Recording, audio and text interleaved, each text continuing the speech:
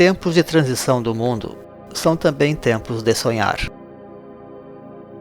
Quando pensamos em utopias, maravilhosas utopias, tendemos a colocá-las em algum lugar incerto do futuro, ou até mesmo a reservá-las meramente ao foro íntimo de nossa própria imaginação, como uma espécie de lugar secreto das nossas esperanças, refúgio de nossa alma em nós mesmos, com sorte compartilhada com alguns poucos sonhadores também. E, no entanto, a história também reserva algum espaço para os sonhos. Nós conhecemos alguma coisa sobre os mitos, mitos de paraíso terreal, lendas de perfeição das sociedades, histórias acalentadas de uma idade de ouro. Da mesma forma que também sabemos de profecias sobre a volta de um estado paradisíaco do mundo. Estudando muito a fundo a história, podemos encontrar realmente muitos momentos que soam a grande harmonia.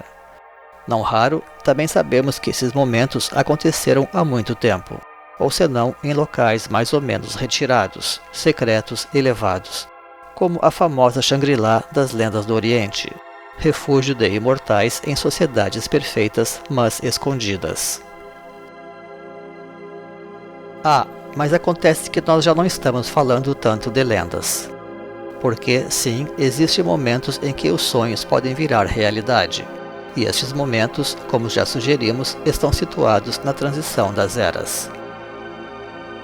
Para falar claramente, a transição é o tempo de semeaduras de sonhos possíveis, tempos de fazer renovar a esperança da humanidade. Então, não é verdade que justamente na mais escura noite se deve esperar o regresso do sol glorioso? Porque assim são as coisas. Porém, o vigilante não pode adormecer, ele deve persistir para receber o dia. Por que isto acontece? Qual a lógica dessa esperança? Deveríamos então esperar que o mal vença para sempre? Ou será que, como o dia e a noite, a luz matinal sempre regressa realmente? Bem, feliz ou infelizmente, estamos falando aqui da lógica misteriosa da ressurreição, presente em toda a natureza. Este contexto de reconstrução do mundo cria um ambiente fértil para as utopias. Porque uma coisa é certa, o sol apenas nasce para os vitoriosos. E este é um fato conhecido das escolas de mistérios, transposto para os ritos sociais, como é aquele do Natal, anunciando o regresso da luz depois do longo inverno. Tal como na vida do indivíduo, o planeta igualmente sofre provações, e com isto muitos também sofrem. Porém, o destino do ser humano é resistir, é sobreviver, e é também renascer das suas próprias cinzas, como a fênix. Nós, como sociedade humana, vemos hoje o final de um grande ciclo, que é como a velhice das raças. A terra gasta das lendas do Graal se apresenta aos nossos olhos. Por isso, o chamado para reencontrar o cálice sagrado. Nada casualmente, este cálice pode ser entrevisto na própria imagem astrológica da nova era, no jarro do aguador, que transborda a sabedoria das idades. Então, esta imagem estampada lá no fundo do céu, iluminada pelo sol nascente da nova era, pode nos servir como sinal de esperança. Sim, meus irmãos, o mundo vai entrar em grandes provações, pois quem semeia ventos sempre colhe tempestades. Há quem fale até que já começamos a desencadear a sexta grande extinção em massa do planeta, e que em breve irá estourar uma bomba climática terrível e irreversível para a nossa humanidade, inutilizando boa parte da Terra. E aí sim será o apocalipse e o Deus nos acuda. Felizes os vigilantes, porque esses irão receber o sol da esperança regressado. Os vigilantes procurarão soluções, e graças a eles muitos poderão ser salvos. Talvez daí nasça uma das grandes esperanças do futuro, a partir da própria sobrevivência humana e das soluções que essa resistência especial tratará de encontrar. Como vitoriosos deste capítulo especial da seleção das espécies, que o próprio ser humano determina para a sua e para outras tantas formas de vida do planeta. As provações sempre fizeram parte da evolução natural, como um princípio da seleção e da evolução das espécies. A capacidade da vida se transformar e adaptar é surpreendente. Quem diria que peixes que um dia saíram dos oceanos se transformariam em dinossauros, e que os próprios dinossauros depois regressariam aos oceanos como inteligentes peixes mamíferos, como são as baleias e golfinhos, além de adquirirem asas virando pássaros. O ser humano possui suas próprias complexidades, mas de algum modo ele também se adapta e se transforma. Aqueles que estão atentos aos fatos podem se inspirar a criar núcleos de sobrevivência, sociedades solidárias e ambientes seguros. Por si só, isso já pode significar muito em tempos de incertezas, servindo como um farol para aqueles que buscam um porto seguro. Sim, meus irmãos, construamos a nossa arca de sobrevivência, porque um novo dilúvio está chegando, e será um dilúvio de fogo, como diziam os antigos. E nós precisamos sobreviver para ver o dia raiar novamente sobre a Terra. Mas eu não estou aqui para falar de sofrimento, e sim de sonhos e de realizações maiores. Então, vou contar um pouco do que aprendi sobre o futuro, pois uma nova idade de ouro ressurgirá, sim, em seu próprio tempo, e da forma como ela sempre pode acontecer, depois de uma grande depuração planetária e de uma redução substancial da humanidade. Imagine então se descobríssemos que todos temos uma certa essência espiritual, que esta essência é individual, mas também pode ser compartilhada com muitos de um modo ou de outro. De forma impessoal, ela pode ser compartilhada com todas as pessoas, gerando harmonias difusas. De forma mais pessoal, ela pode ser compartilhada com algumas pessoas, gerando harmonias sociais. E de forma muito íntima, esta essência pode ser compartilhada com uma única pessoa, gerando o matrimônio perfeito. Então, foi dito que era hora de muitos experimentarem todas essas bênçãos, para que uma nova humanidade pudesse nascer sobre a Terra, uma humanidade equilibrada, sem ilusões da matéria e com grandes realizações na alma.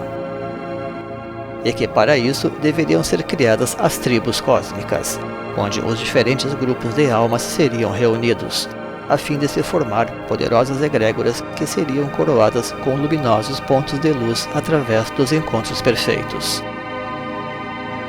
Ali, o convívio seria intenso e estimulante. O amor estaria no ar, na fraternidade pulsante, no reconhecimento comum das nossas essências e na admiração ao nosso próximo, como verdadeiras cidades cristais, onde os autenticamente complementares estariam reunidos sob a luz da unidade. E seriam sociedades produtivas e harmoniosas, autossuficientes e sustentáveis. Ali, ao invés da humanidade destruir o planeta, ela o estaria recriando. Sim, ao invés de tumores destrutivos, como são as cidades modernas, essas novas cidades seriam como chakras irradiadores de bênçãos universais para o planeta. E neste caminho de luz, paz e harmonia, algum dia tudo ainda seria coroado pelo conhecimento de nossa própria alma gêmea, reunindo leito e altar numa unidade de perfeição e completude como jamais imaginada. E daí, o caminho para a nossa própria iluminação também estaria aberto, pois é chegada a hora da humanidade também alcançar esta grande realização espiritual, pela qual o plano evolutivo da presente humanidade estará por fim completo. E realizações ainda maiores poderão ser acessadas por aqueles que estiverem em íntima comunhão com as forças espirituais do planeta, que atualmente trabalham pela sua própria ascensão espiritual.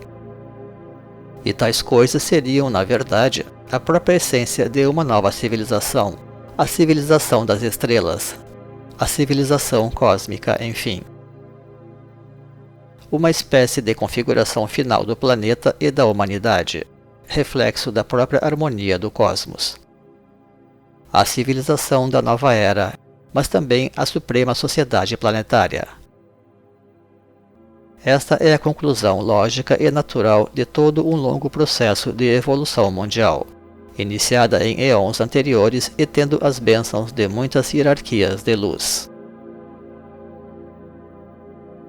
Mas, para chegar a isto, meus irmãos, não existem atalhos, e sim um caminho a seguir. E este caminho muitas vezes passa pela nossa própria autossuperação. Superação de preconceitos e abandono de zonas de conforto. Abandonar, inclusive, as ilusões coletivas da cultura de massas, que mesmo quando traz algum benefício, é apenas ilusório e superficial. Sabemos também que, em sociedades colonizadas como as nossas, a única coisa que o sistema assegura é a dor e a injustiça. Essa é uma das razões pelas quais as utopias florescem entre povos oprimidos, já que ali nada mais pode dar certo mesmo. Entender, enfim, que se queremos chegar a Deus, devemos dar alguns passos na sua direção, porque o outro tanto ele também faz em nossa própria direção. Porque sim, meus amados, sonhar é preciso, mas também é necessário aprender a sonhar. Quer dizer, sonhar com os pés no chão é o mínimo que podemos pedir. O verdadeiro chão é Deus, a rocha sobre a qual construímos a nossa morada segura. O caminho para a luz passa pelo aprendizado, tal como a segurança da morada da luz passa por manter-se próximo aos guardiães e protetores, aqueles que ensinam a fazer as coisas com harmonia e a ter uma pegada suave sobre a terra. Enfim, devemos voltar a abrir nossos corações para a grande cooperação dos mundos. Porque tempo de transição também é tempo de semeadura. O semeador é aquele que sabe que poderá um dia colher os frutos dos seus esforços, mas que, para isso, deverá estar sempre atento para cuidar da sua criação. E cuidar da frágil plantinha contra as intempéries que ele sabe que virão, para que um dia ele mesmo, ou quem sabe aqueles que virão depois dele, possam se beneficiar e assim dar prosseguimento à grande jornada humana. Os antigos sabiam que este mundo reúne todos os mundos. Sabiam que cuidar deste mundo também é cuidar do seu próprio futuro, porque tinham ciência de dever reencarnar muitas e muitas vezes, e que, para bem ou para mal, para cá seriam trazidos a fim de colher os frutos das suas próprias semeaduras kármicas. E agora que você já sabe qual poderá ser a cor do futuro, ou quais as cores, aproxime-se também para sonhar junto. Coloque a sua sementinha. A natureza e o tamanho da plantinha que crescerá só depende de você. Somos nós mesmos os criadores do nosso futuro.